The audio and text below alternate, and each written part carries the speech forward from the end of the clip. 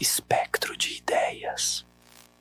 O expresso da Serra Negra cortava a noite como uma serpente de aço, seus vagões iluminados por uma luz amarelada e vacilante.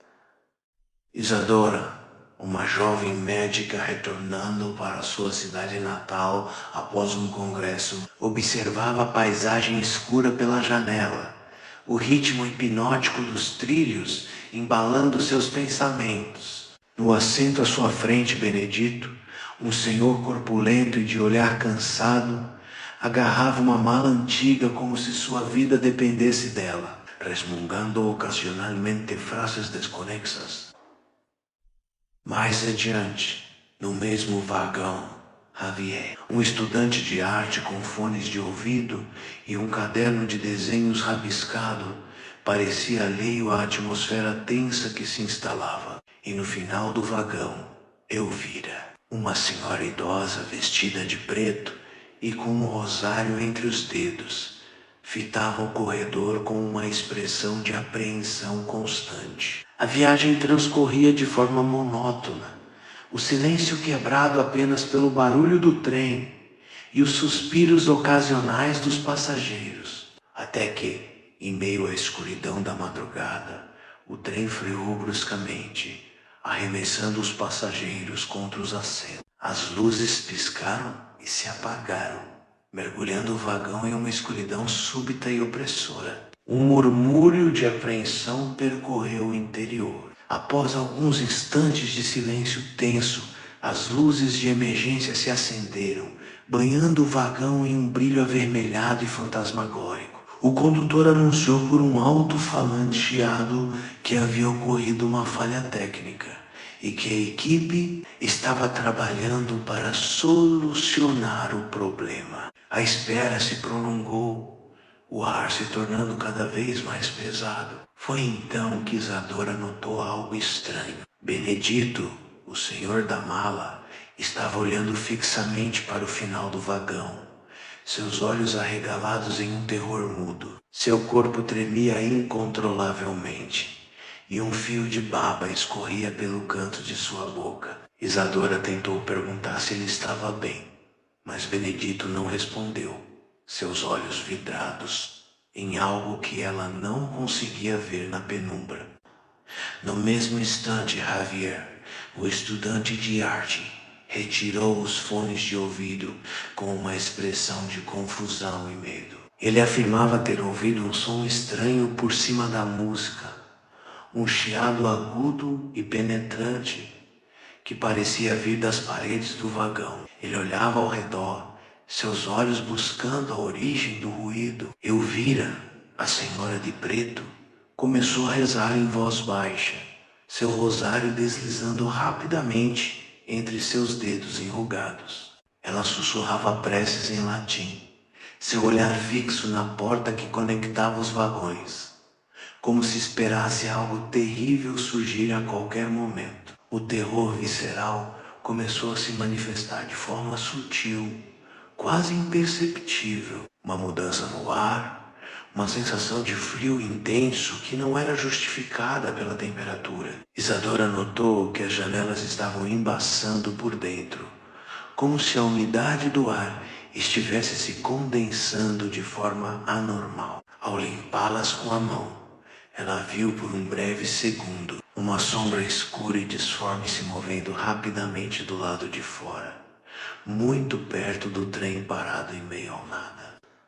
O chiado agudo que Javier havia ouvido se intensificou, tornando-se quase insuportável. Benedito começou a gemer, seus olhos ainda fixos no final do vagão. Elvira rezava mais fervorosamente, sua voz trêmula ecoando pelo silêncio. Então, as luzes de emergência começaram a piscar de forma ainda mais errática. E no final do vagão, onde Benedito fixava seu olhar aterrorizado, uma pequena mancha escura começou a se expandir no teto. A mancha crescia rapidamente, como um vazamento de tinta na escuridão. E dela começou a escorrer um líquido viscoso e negro, com um odor fétido e adocicado.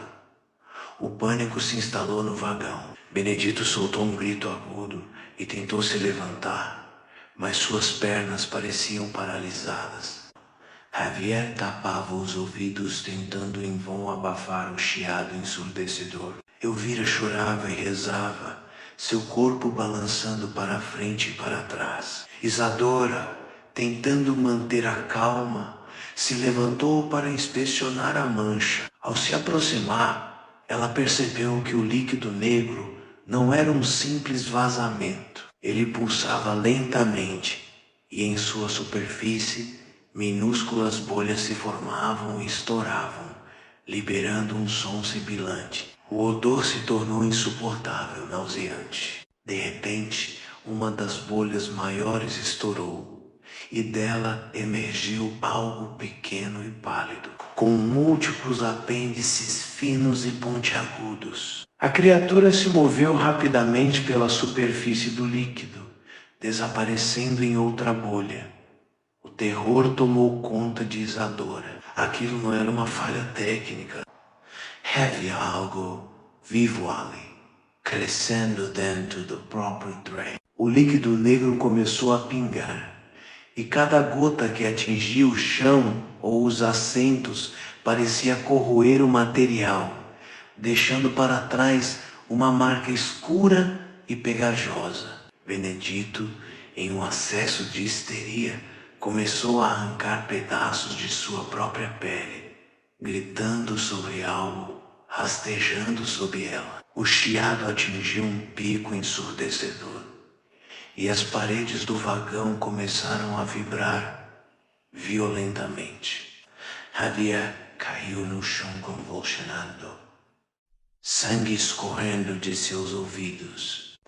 Elvira grita, apontando para o teto, onde a mancha negra agora ocupava quase toda a extensão do vagão, pulsando como um coração maligno. Foi então que a membrana escura se rompeu em diversos pontos, e de dentro dela começaram a cair inúmeras criaturas pálidas e grotescas, semelhantes àquela que Isadora havia visto, mas em tamanhos variados. Elas se moviam com uma agilidade repulsiva, deslizando pelas paredes, pelo teto e pelos assentos. Seus múltiplos apêndices buscando contato com os passageiros aterrorizados. O terror se tornou visceral e explícito. As criaturas se agarravam aos corpos, perfurando a pele com seus apêndices afiados, sugando algo de dentro. Benedito gritava enquanto as criaturas rastejavam sob sua pele, deformando seus membros. Javier, ainda convulsionando, tinha seus olhos sendo perfurados pelas pequenas aberrações. Elvira chorava enquanto uma criatura maior se arrastava sobre seu rosto, abocanhando sua boca com mandíbulas repletas de dentes minúsculos. Isadora tentou lutar, mas as criaturas eram rápidas e numerosas. Ela sentiu a picada aguda de seus apêndices em seus braços e pernas. Uma dor lancinante seguida por uma sensação de fraqueza e tontura. Ela viu o horror nos olhos dos outros passageiros enquanto eram devorados vivos. Seus gritos de agonia se misturando ao chiado incessante e aos sons repulsivos das criaturas se alimentando. O vagão se tornou um cenário de carnificina. Sangue e o líquido negro jorravam por toda a parte. Os corpos dos passageiros sendo desmembrados e consumidos pelas criaturas pálidas.